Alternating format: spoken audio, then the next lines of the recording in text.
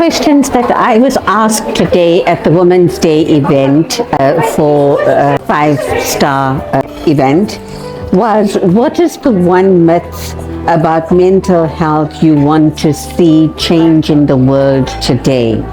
And the myth that I would like to see changed is that it be destigmatized, that people must be able to say openly without fear of criticism and judgment that I'm seeking therapy, I have a therapist, and I believe that it will improve my mental health. That's what I would like to see changed.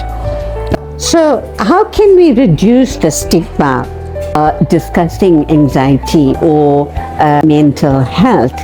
And one has to understand that there's nothing wrong with you in the sense that you're not broken physically. The issue is affecting how you function, it's affecting your interaction with people.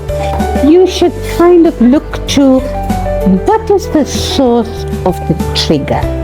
What is making you feel anxious? Are you insecure? Is it that you don't have enough knowledge? Are you afraid of being judged? Or is it some other fear? Once you get to the source of it, then you're able to say, I'm a naturally anxious person. By the way, that's me. I'm naturally anxious. Everything's got to be done yesterday or sharp. But then I'm not hyperactive. So you got to look at what your issues are and reduce the stigma yourself by saying it's okay to talk to a professional. That is what a therapist is. It's someone who has trained for 7 years, just like a medical doctor, except that they are trained to deal with mental health issues like depression, anxiety, any kind of trauma, and those kind of issues. What daily habits can improve mental clarity? Wow, that's such a good question. And one again has got to see what is mental clarity. What I think is normal and clear to me may not be the same to you, because we look at life through different lenses. So what is clarity? You have to decide in your mind what is clear, and then you have to engage with other people to say, are we on the same path or not? And it's okay to be different. What are key indicators or signs that people need a mental health break?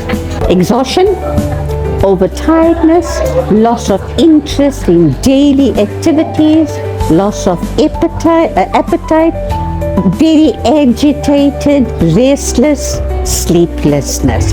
When you start to experience all this at the same time and you cannot function, it's a big wake-up call.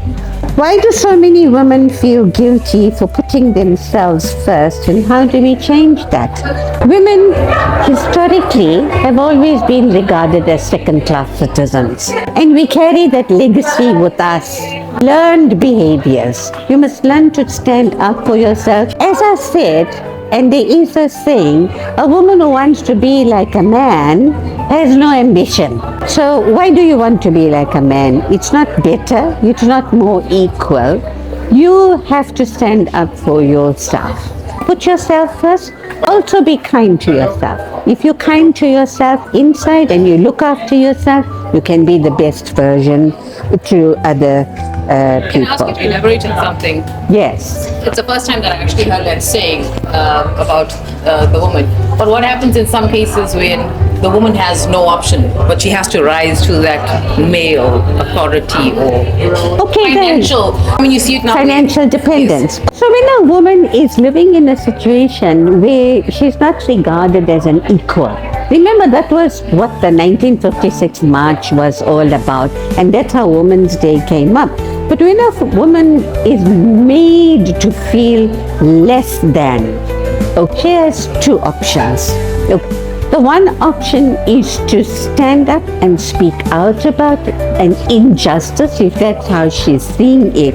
Is it an injustice? The other one is to stand still, stay quiet, and build your case, build your defense, right? In other words, show up what your talents are, what your strengths are.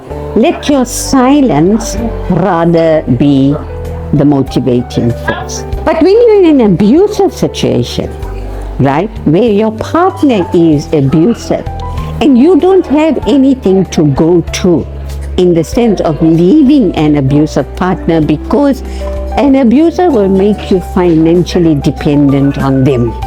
If that happens, seek professional help. I always say to women, stand still.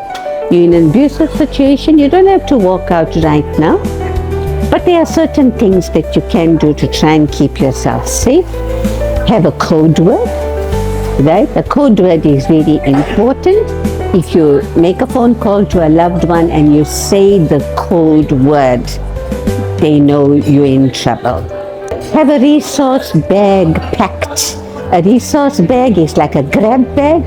You got a set of clothes, you've got a cell phone charger, you've got a little bit of money, and you're able to leave, right? So it's called a grab bag. A grab bag you grab and you go in the event. But there are so many resources that are available. You don't have to stay in an abusive situation.